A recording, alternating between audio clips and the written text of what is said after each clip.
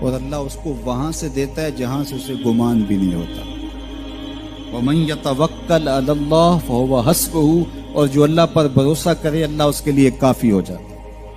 اس کی ضروریات کا وہ خود کفیل ہوتا ہے اور اس کے کام اس کے ذمہ کرم پہ ہوتے ہیں. تو ہو کے دیکھے اس کا. تو جو اللہ سے ڈرے اللہ اس کے لیے راستے بناتا ہے. حضرت عوف بن مالک رضی اللہ تعالی عنہ الاشجعی حضور کی خدمت میں حاضر ہوئے اور عرض گزار ہوئے کہ میرا بیٹا سالم مشرکین کی قید میں ہے اور میں فاقوں کی حالت میں ہوں. تو فرمایا آل محمد کے پاس ایک سیر جو ہیں بس، اس کے علاوہ ہمارے پاس بھی کھانے کے لیے دنیاوی اسباب نہیں ہیں. کہا صبر کرو اور اللہ سے ڈرو اور لا حول ولا قوت الا باللہ کثرت کے ساتھ پڑھو. یہ ایسا وظیفہ ہے، ایک حدیث پاک میں آتا ہے کہ یہ 99 بیماریوں کا علاج ہے. اس میں سب سے کم درجے کی بیماری ہم اور غم ہے. یہ دکھوں کا مداوع ہے، مشکلات کا علاج ہے، اور یہ وظیفہ میرے حضور نے بتایا. حضرت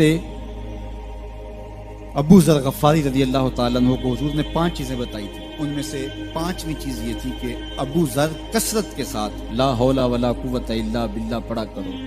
فرمایا عرش الہی کے نیچے ایک خاص خزانہ ہے، یہ وظیفہ وہاں سے آیا ہے. یہ زندگی میں معمول بنا لو، جب پھنس جاؤ مشکلات میں آ جاؤ تو لا حول ولا قوت الا باللہ پڑھو، اللہ راستے کھولے گا. تو حضور نے 3 چیزیں فرمائی: اللہ سے ڈرو، صبر کرو اور کثرت کے ساتھ لا حول ولا قوت الا باللہ پڑھو. وہ فرماتے ہیں کہ میں یہ عمل شروع کیا، ابھی گھر میں بیٹھا ہی تھا کہ دروازے پہ دستک ہوئی تو میں اٹھا کہ دروازہ کھولوں دیکھوں کہ کون ہے. تو دروازہ کھولا، دیکھا میرا بیٹا کھڑا ہے اور اس کے پیچھے 100 اونٹ کھڑے ہیں. تو میں نے کہا کہ تم اور یہ اونٹ؟ کہا مجھے موقع لگ گیا، میں ان کی قید سے بھاگ آیا اور آتے آتے ان کے 100 اونٹ بھی ہانک لایا ہوں. وَيَرْزُقْهُ مِنْ حَيْثُ لَا يَحْتَسِبُ، وہ تمہیں وہاں سے رزق دے گا جہاں سے تمہیں گمان بھی نہیں. اس کے ہو کے تو دیکھو. اللہ اکبر.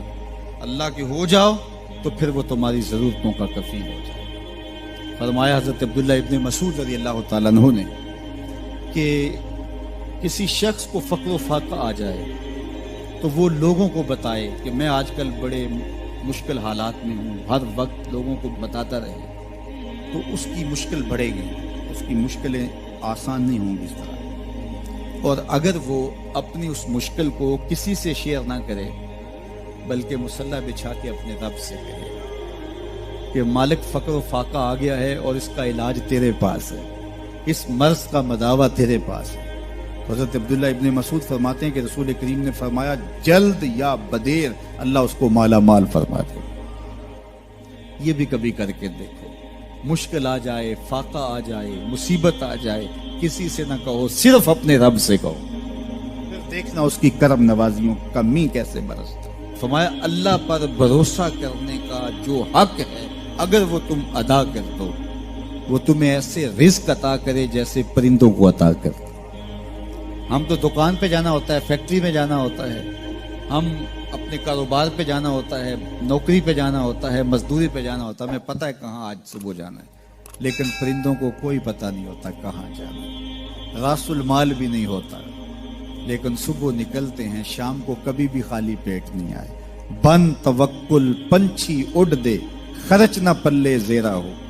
گھر سے خالی پیٹ نکلتے ہیں، جب واپس آتے ہیں تو پیٹ بھرے ہوئے ہوتے ہیں اور پھر جو ان کی ضرورت ہوتی ہے اللہ وہ ساری ضرورتیں پوری کرتا ہے، جو جو ضرورت ان کی ہوتی ہے.